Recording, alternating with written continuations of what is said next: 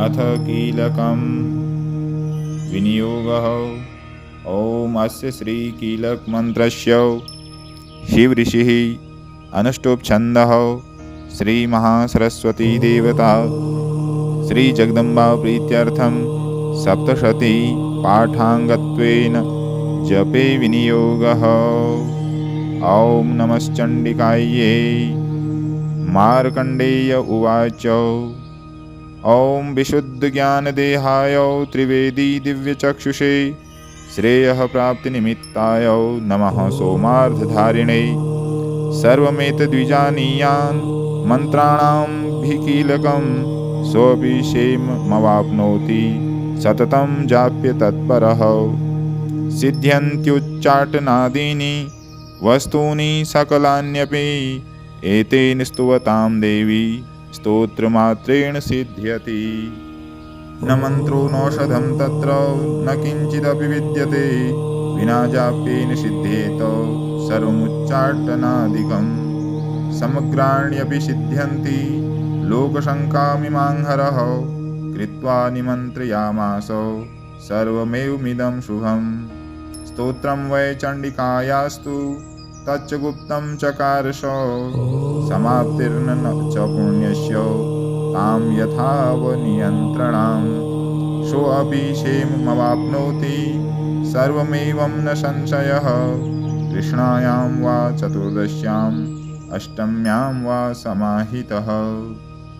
ददाति प्रतिगृह्णाति नान्यथैषा प्रसीदति। इत्थं रूपेण कीलेन महादेवेन कीलितं। यो निष्कीलां विधायेनां नित्यं जपति संस्फुटं स सिद्धः स गणः सोऽपि गन्धर्वो जायते नरः। न चैवाप्यतस्तस्य भयं क्वापि ह जायते नापमृत्युवशं याति मृतो मोक्षमवाप्नुयात्। ज्ञात्वा प्रारभ्य कुर्वीत न कुर्वाणो विनश्यति ततो ज्ञात्वैव सम्पन्नमिदं प्रारभ्यते बुधैः। सौभाग्यादि च यत् किञ्चित् दृश्यते ललनाजने तत्सर्वं तत्प्रसादेन तेन जाप्यमिदं शुभम्। शनैस्तु जाप्यमाने अस्मिन् स्तोत्रे सम्पत्तिरुच्चकः भवत्येव समग्रापि ततः प्रारम्भ्यमेव तत्। ऐश्वर्यं यत् प्रसादेन सौभाग्यारोग्यसम्पदः शत्रुहानिः परो मोक्षः स्तूयते सा न किंजनः। ओम श्रीदेव्या कीलक स्तोत्रम। श्री चंडिका देवी को नमस्कार है। मार्कंडेय जी कहते हैं, विशुद्ध ज्ञान ही जिनका शरीर है, तीनों वेद ही जिनके तीन दिव्य नेत्र हैं, जो कल्याण प्राप्ति के हेतु हैं तथा अपने मस्तक पर अर्धचंद्र का मुकुट धारण करते हैं, उन भगवान शिव को नमस्कार है। मंत्रों का जो अभिकीलक है अर्थात मंत्रों की सिद्धि में विघ्न उपस्थित करने वाले शाप रूपी कीलक का जो निवारण करने वाला है, उस सप्तशती स्तोत्र को संपूर्ण रूप से जानना चाहिए और जानकर उसकी उपासना करनी चाहिए। यद्यपि सप्तशती के अतिरिक्त अन्य मंत्रों के जप में भी जो निरंतर लगा रहता है वह भी कल्याण का भागी होता है। उसके भी उच्चाटन आदि कर्म सिद्ध होते हैं तथा उसे भी समस्त दुर्लभ वस्तुओं की प्राप्ति हो जाती है। तथापि जो अन्य मंत्रों का जप न करके केवल इस सप्तशती नामक स्तोत्र से ही देवी की स्तुति करते हैं, उन्हें स्तुति मात्र से ही सच्चिदानंद स्वरूपिणी देवी की सिद्धि हो जाती है। उन्हें अपने कार्य की सिद्धि के लिए मंत्र, औषधि तथा अन्य किसी साधन के उपयोग की आवश्यकता नहीं रहती। बिना जप के ही उनके उच्चाटन आदि समस्त आभिचारिक कर्म सिद्ध हो जाते हैं। इतना ही नहीं, उनकी संपूर्ण अभीष्ट वस्तुएं भी सिद्ध होती हैं। लोगों के मन में यह शंका थी कि जब केवल सप्तशती की उपासना से अथवा सप्तशती को छोड़कर अन्य मंत्रों की उपासना से भी समान रूप से सब कार्य सिद्ध होते हैं, तब इनमें श्रेष्ठ कौन सा साधन है। लोगों की इस शंका को सामने रखकर भगवान शंकर ने अपने पास आए हुए जिज्ञासुओं को समझाया कि यह सप्तशती नामक संपूर्ण स्तोत्र ही सर्वश्रेष्ठ एवं कल्याणमय है।